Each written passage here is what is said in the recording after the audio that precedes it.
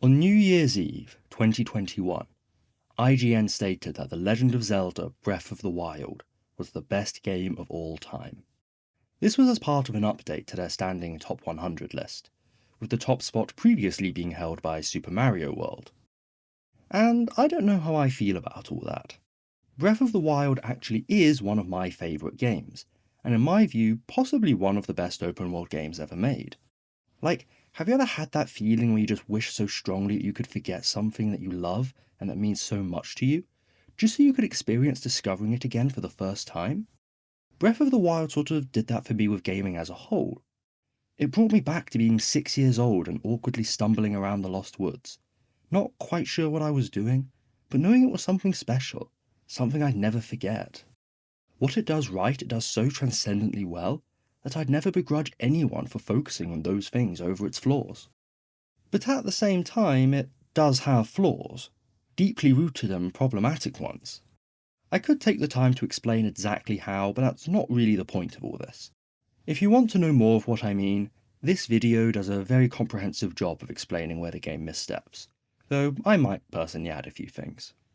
Long story short, it's got some broken systems, borderline unfinished content in places, and some truly baffling design decisions.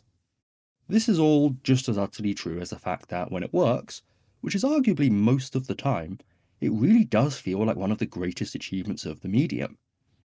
But shouldn't that disqualify it to some degree? Like the world's most beautiful work of architecture built on rotten foundations, or the greatest meal ever prepared by mortal hands, where the third course gives you dysentery. These things can claim greatness on some level, but everyone has a different feeling on how bad the bad parts need to be to disqualify something.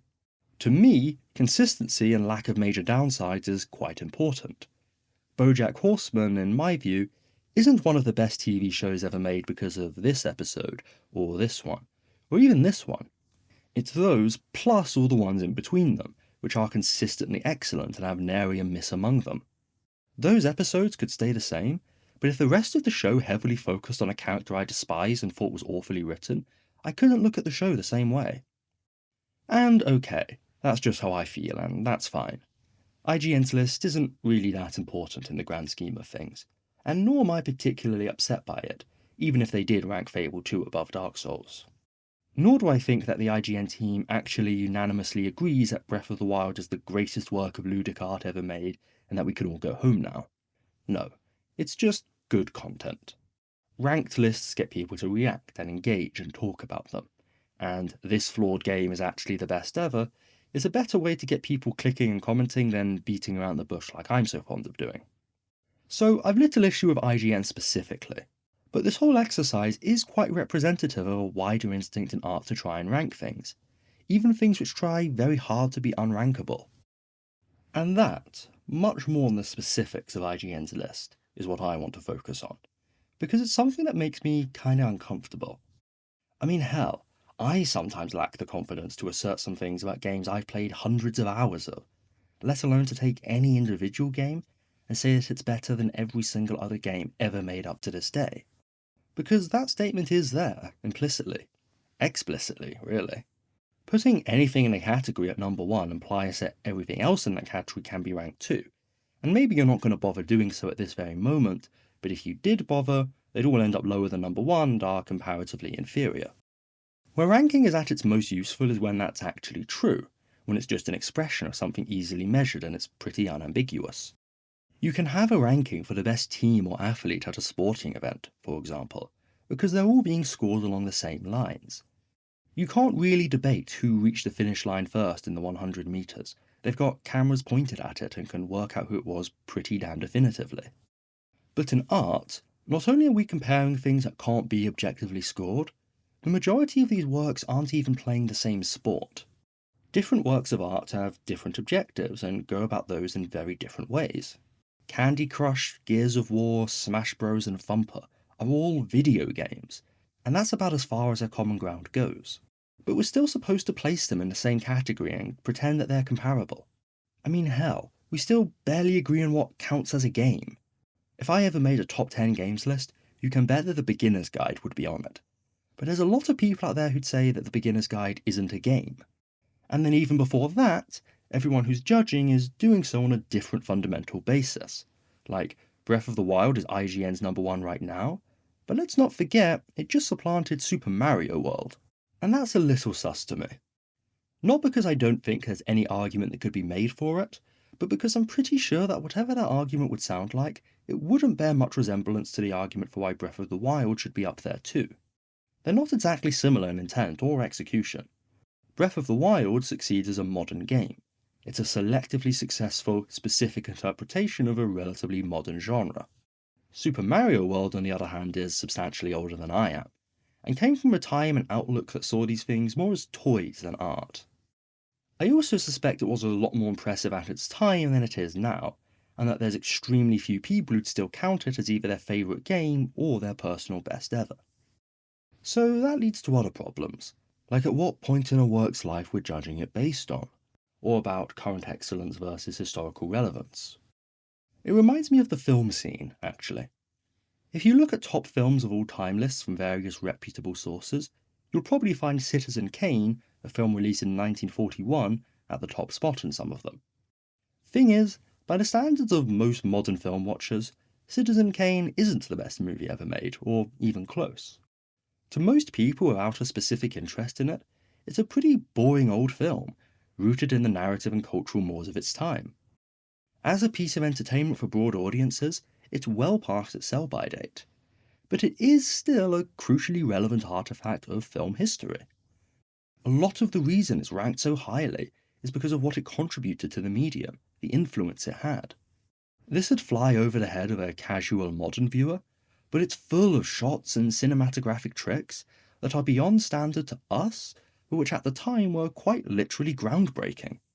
Personally, I feel it's true both that Citizen Kane was eclipsed as a work of art a long time ago, and also that it still owed a lot of respect for what it did for the medium.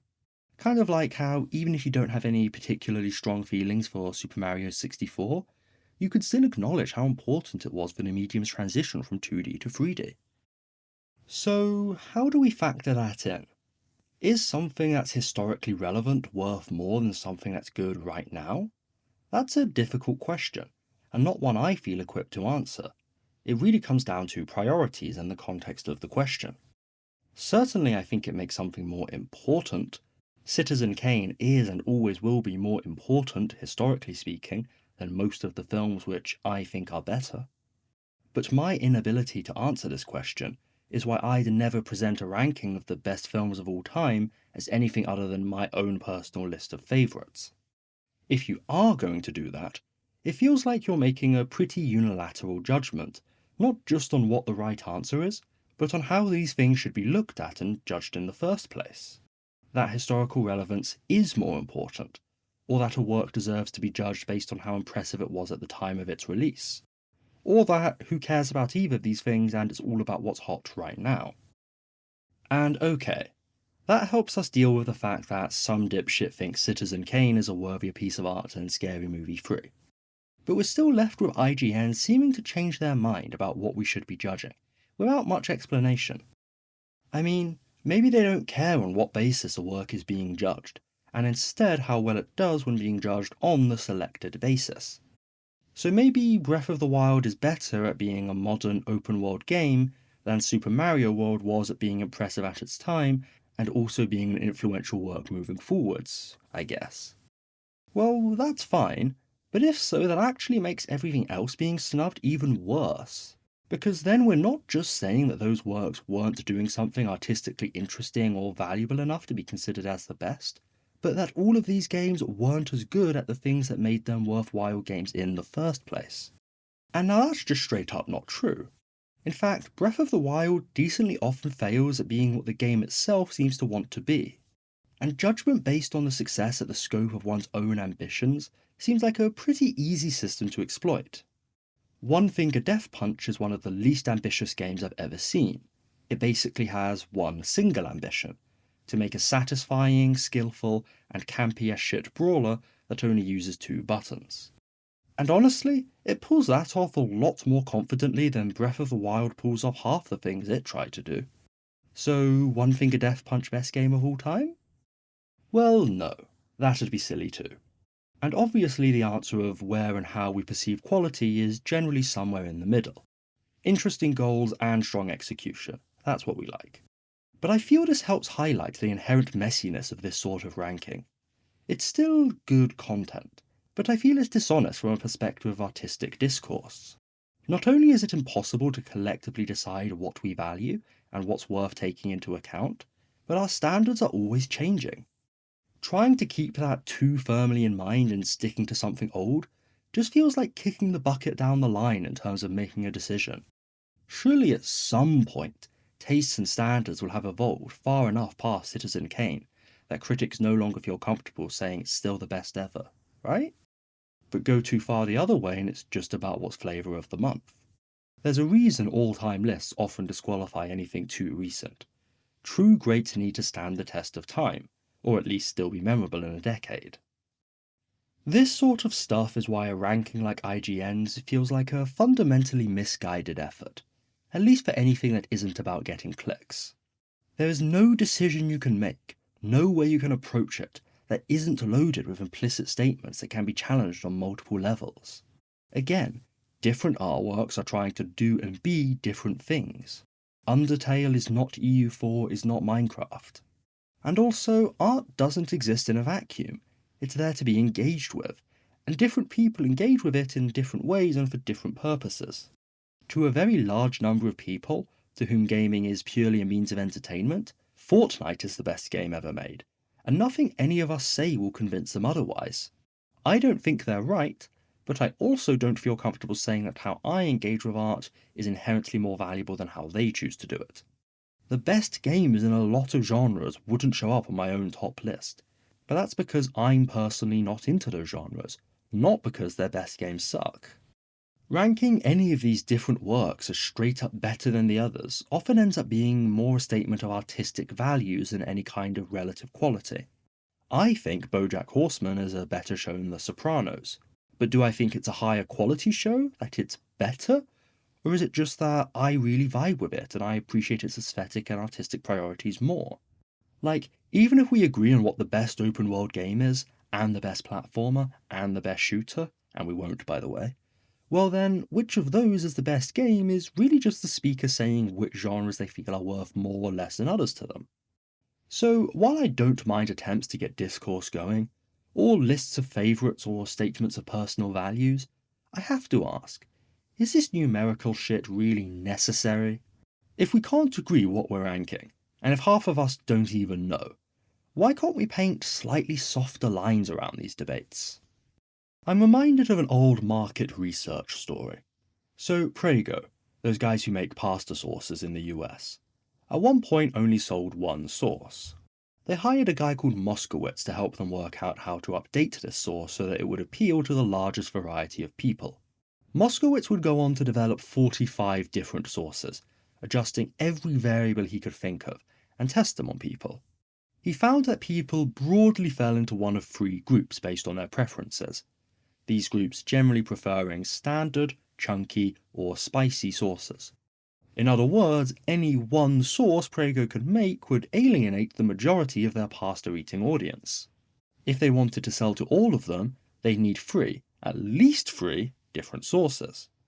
Turns out that was right, and they went on to sell a lot of sauces and make a lot of money. There never was a perfect pasta sauce, but there were perfect pasta sauces.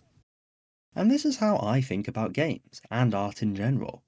There's no best game ever made, no perfect game, only perfect games. I've never been so interested in searching for what the single best art is, because that concept just doesn't feel meaningful here.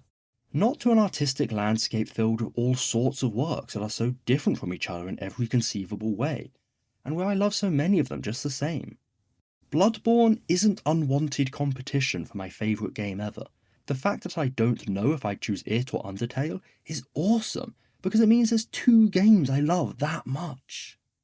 The variety, the fundamental differences in aim, approach and style between all these works, makes them all feel more precious and meaningful, not less. Imagine trying to make a definitive ranked list of your friend group, or family members.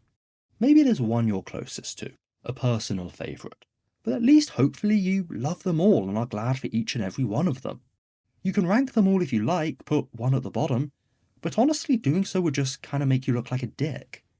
Different games can just coexist. Now, I'm not going to sit here and tell you that every game is equally beautiful, and that all of them should be valued and cherished equally. Some games are better than others, some have more interesting goals and ambitions. Different games pull these off with differing levels of success.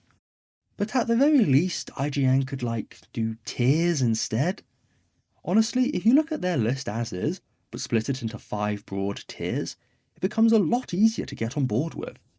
This way, Undertale, Bloodborne, Breath of the Wild, and 17 other games can all be pinnacles of the art form in different ways, and we don't need to waste time saying which way is most valuable. It feels like where rankings promote outrage, tiered lists more promote discussion. It's a system that lets you spend more time thinking about which games are worthy of recognition and why, instead of forcing you to agonize over which of two totally different things is worth slightly more than the other for some arbitrary reason. Obviously, IGN isn't going to move to a format that creates less engagement, and neither viewers nor critics are ever going to stop trying to rank works in relation to each other, no matter how misguided the attempt may be. But that's where I stand on the whole issue, and while I don't really spend much time being bothered by it, I think that the search for a best anything is going to be self-defeating, as long as you can enjoy more than one of it. Art and entertainment isn't a zero-sum game, and I believe the rising tide genuinely has lifted all ships. So I'm going to go play one of the many perfect games that I own, and if you really want to try and work out which one of them is most perfect, well, be my guest. Let me know if you work it out.